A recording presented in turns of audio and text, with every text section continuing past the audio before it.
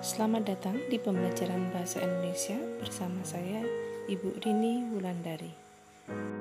Hari ini kita akan belajar bab yang ketiga, teks cerpen bagian yang kedua. Pada pertemuan sebelumnya, kita sudah membahas tentang unsur intrinsik dan ekstrinsik teks cerpen. Pada pertemuan kali ini, saya akan membahas satu unsur intrinsik dan ekstrinsik untuk pemahaman lebih lanjut. Unsur intrinsik yang akan saya bahas lebih lanjut adalah sudut pandang. Pengertian sudut pandang adalah arah pandang seorang penulis dalam menyampaikan sebuah cerita, sehingga cerita tersebut lebih hidup dan tersampaikan dengan baik pada pembaca atau pendengarnya. Sudut pandang atau point of view adalah sebuah teknik bercerita yang akan membuat rasa yang berbeda pada alur dan cara penyampaian cerita. Dengan sudut pandang, penulis seolah-olah dapat menjadi pelaku utama atau menjadi orang lain dalam cerita tersebut. Macam-macam sudut pandang. Menurut teori sastra, sudut pandang sendiri terbagi menjadi dua jenis, yaitu sudut pandang orang pertama dan sudut pandang orang ketiga. Sudut pandang orang pertama dibagi lagi menjadi dua, yaitu sudut pandang orang pertama tokoh utama dan sudut pandang orang pertama tokoh sampingan.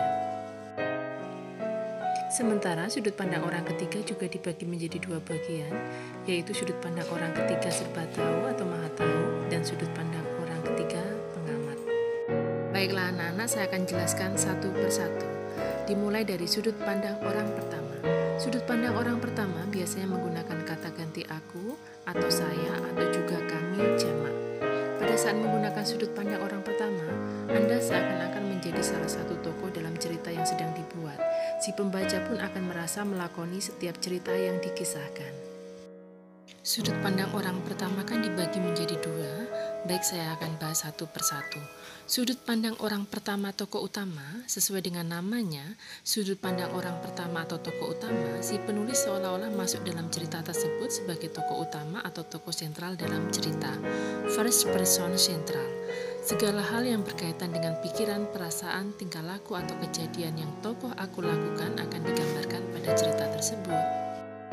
Supaya lebih jelas, di sini ada kutipan sebuah cerpen yang menggunakan sudut pandang orang pertama tokoh utama. Aku sedang mengamati lemari jam yang berdiri kaku di pojok ruangan.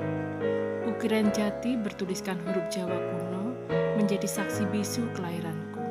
Di tempat ini 20 tahun lalu aku dilahirkan. Sudut pandang berikutnya adalah sudut pandang orang pertama tokoh sampingan.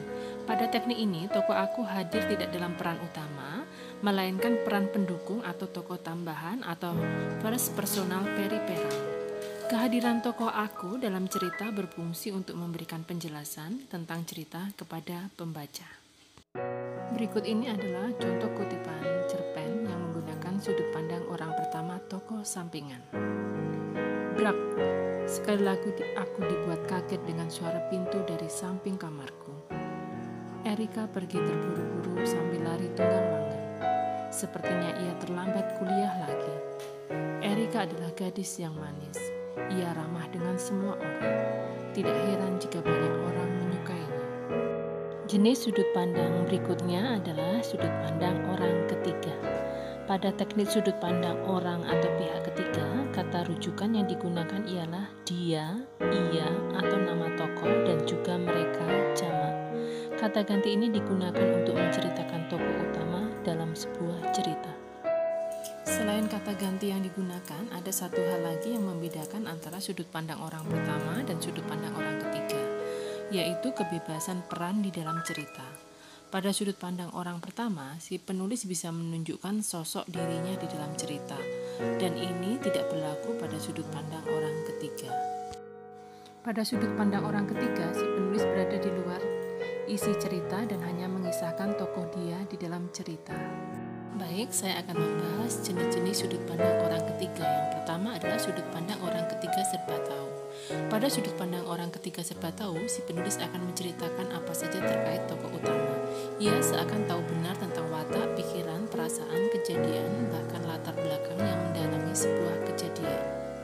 Ia seperti orang yang maha tahu tentang tokoh yang sedang ia ceritakan. Oh iya, selain menggunakan kata ganti "i" atau "dia", kata ganti yang biasa digunakan ialah nama dari si tokoh itu sendiri. Hal ini berlaku juga untuk sudut pandang orang ketiga pengamat. Berikut ini adalah contoh kutipan cerpen yang menggunakan sudut pandang orang ketiga serba tahu. Sudah 6 bulan ini Naomi terjun pada dunia tarik suara. Ayah dan ibunya tidak ada yang merestui jalur karir yang ia geluti. Ia sampai beradu argumen dengan sang ayah yang memiliki watak keras. Keduanya sempat bersitegang sebelum akhirnya dipisahkan oleh sang ibu dengan derai air mata. Jenis sudut pandang orang ketiga yang kedua adalah sudut pandang orang ketiga pengamat. Teknik ini hampir sama dengan teknik sudut pandang orang ketiga serba tahu, hanya saja tidak semaha tahu teknik itu. Pada sudut pandang orang ketiga, penulis menceritakan sebatas pengetahuannya saja. Pengetahuan ini diperoleh dari penangkapan panca indera yang digunakan, baik dengan cara mengamati atau melihat, mendengar, mengalami, atau merasakan suatu kejadian di dalam cerita. Pengamatan pun dapat diperoleh dari hasil olah pikir si penulis tentang tokoh dia yang sedang ia ceritakan. Berikut ini adalah contoh kutipan cerpen yang menggunakan sudut pandang orang ketiga pengamat. Entah apa yang terjadi dengannya seminggu belakangan ini. Pulang dari kantor langsung menunjukkan muka masam. Belum lagi puasa bicara yang sudah ia lakukan seminggu belakangan ini. Apa mungkin karena hubungan dia dan sang kekasih yang tidak direstui oleh keluarga? Unsur ekstrinsik yang akan saya bahas lebih lanjut adalah gaya bahasa. Gaya bahasa adalah cara yang digunakan oleh pengarang dalam mengungkapkan pemikiran atau idenya melalui bahasa yang bergaya khas di dalam suatu karya tulis, yaitu cerpen. Penggunaan gaya bahasa dalam suatu karangan juga bertujuan untuk meningkatkan nilai estetika atau keindahan dari setiap kalimatnya dan memiliki berbagai jenis berbeda tergantung dari makna dan pilihan kata yang digunakan. Baiklah anak-anak, untuk jenis-jenis gaya bahasa akan dijelaskan pada pertemuan selanjutnya. Thank you.